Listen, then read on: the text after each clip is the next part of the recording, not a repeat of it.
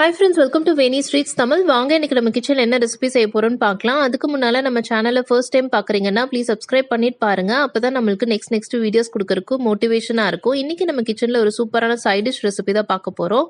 Kumbakonam special Kadapa. நானே first time இதை try பண்ணும்போது எப்படி இருக்குமோ என்னமோன்னு நினைச்சேன். ஆனா ரொம்பவே சூப்பரா இருந்தது. எங்க வீட்டில் இது சூப்பர் டூப்பர் ஹிட் ரெசிபி. இந்த ரெசிபி எங்க வீட்டில் நான் ஒரு 20 டைம்ஸ்க்கு மேல செஞ்சிருப்பேன். அவ்வளோ சூப்பரா இருந்தது. என்னை நம்பி நீங்க ட்ரை பண்ணலாம் இந்த ரெசிபியை. இப்போ வாங்க அதுக்கு தேவையான இன்கிரியன்ஸ் என்னென்னு பார்த்துட்டு வந்துடலாம்.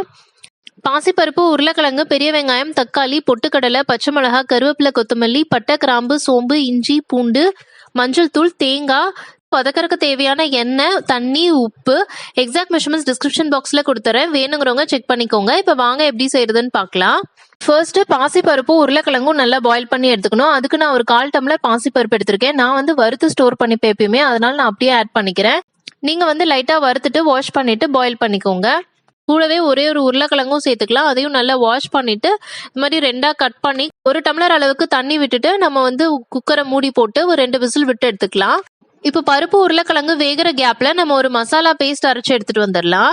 அதுக்கு ஒரு மிக்ஸி ஜார்ல 1/4 டீஸ்பூன் கசகசா, 1/2 டீஸ்பூன் சோம்பு, 2 பச்சை மிளகாய், ஒரு 2 டீஸ்பூன் அளவுக்கு பொட்டுக்கடலை, கொஞ்சமா இஞ்சி, பூண்டு, ஒரு 2-3 டீஸ்பூன் தேங்காய், இதெல்லாம் தண்ணி விட்டு நல்லா பேஸ்ட் மாதிரி அரைச்சு எடுத்துக்கலாம்.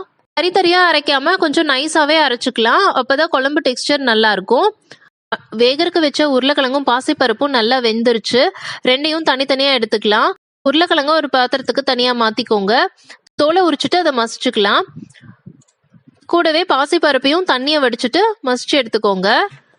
பருப்பு நல்லா வெந்ததுனால நம்ம கரண்டியால லைட்டா இப்படி மேஷ் பண்ணி விட்டாலே போதும். ரொம்ப மசியணும்னு அவசியம் இல்லை. எப்படியும் அது கொதிக்க தான் போகுது. இப்போ குழம்புக்கு தேவையான ப்ரீ ப்ரிப்ரேஷன்லாம் முடிஞ்சிச்சு. இப்போ குழம்பு வைக்க ஸ்டார்ட் பண்ணிடலாம். அதுக்கு அடுப்பு பற்ற வச்சு ஒரு கடாய் வச்சுக்கிறேன். 2 டீஸ்பூன் எண்ணெய் விட்டுக்கோங்க. எண்ணெய் நல்லா காஞ்சதும் ஒரு துண்டு பட்டை, கிராம்பு, ஒரே ஒரு துண்டு பிரியாணி எல்லாம் சேர்த்துட்டு வாசனை வந்ததும் ஒரே ஒரு பெரிய வெங்காயம் பொடியா கட் பண்ணி வச்சிருக்கேன், அதை சேர்த்துக்கலாம். கூடவே கருவேப்பிலை, மஞ்சத்தூளும் சேர்த்துக்கோங்க. வெங்காயம் ஓரளவு வதங்கினதும் நம்ம பொடியா கட் பண்ணி வச்சிருக்க ஒரே ஒரு தக்காளி, அதை சேர்த்துக்கலாம். தக்காளி சேர்த்துட்டு ஒரு 5 நிமிஷம் நல்லா வதக்கி விடுங்க. வெங்காயம் தக்காளி நல்லா வதங்கினதும் நம்ம அரைச்சு வச்சிருக்கோம் இல்லையா தேங்காய் பேஸ்ட், அதை சேர்த்துப்போம்.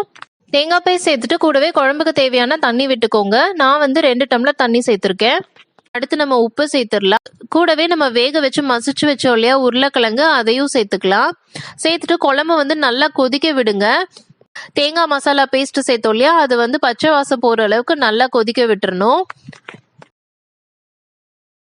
பாருங்க குழம்பு நல்லா கொதிக்க ஆரம்பிச்சிருச்சு, பச்சை வாசனை எல்லாம் போயிருச்சு. இப்ப இந்த மசாலாவை வந்து நம்ம பருப்பு வேக வச்சிருக்கோம் இல்லையா அதோட சேர்த்துக்கலாம். பருப்போட மசாலாவை மிக்ஸ் பண்ணக்கு அப்புறம் தேவைப்பட்டா தண்ணி சேர்த்துக்கோங்க.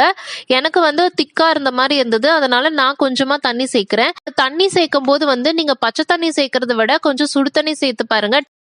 இப்ப மசாலாவை பருப்போட சேர்த்துக்கு அப்புறம் ஒரே ஒரு கொதி மட்டும் விட்டா போதும். ரொம்ப கொதிக்கணும்னு அவசியம் இல்ல. கடைசியா கொத்தமல்லி இலை தூவிட்டு அடுப்பை ஆஃப் பண்ணிடலாம். அவ்வளவுதான், சூப்பரான நம்ம கும்பகோணம் கடப்பா ரெடி ஆயிருச்சு. இந்த குழம்பு இட்லி, தோசை, பூரி, சப்பாத்தி, ஆப்பம், இடியாப்பம் எது கூட வேணாலும் ஒரு பெர்ஃபெக்ட் சைட் டிஷ்ஷா இருக்கும். இட்லி தோசைக்கு தொட்டுக்கிறீங்க அப்படின்னா கொஞ்சம் தண்ணியா இருந்தாதான் நல்லா இருக்கும். இதே பூரி சப்பாத்தி கூட நீங்க தொட்டுக்கிறீங்கன்னா கொஞ்சம் திக்கா வச்சுக்கோங்க. ரொம்பவே டேஸ்டியா இருந்துச்சு இந்த பிரேக்ஃபாஸ்ட். நீங்களும் ட்ரை பண்ணி பார்த்துட்டு எனக்கு கமெண்ட் பண்ணுங்க எப்படி இருந்துச்சுன்னு. இந்த வீடியோ பிடிச்சிருந்தா லைக் பண்ணுங்க, ஷேர் பண்ணுங்க, சப்ஸ்கிரைப் பண்ணுங்க. நாளைக்கு வேறொரு இன்ட்ரெஸ்டிங்கான வீடியோட பாக்குறேன். பாய்.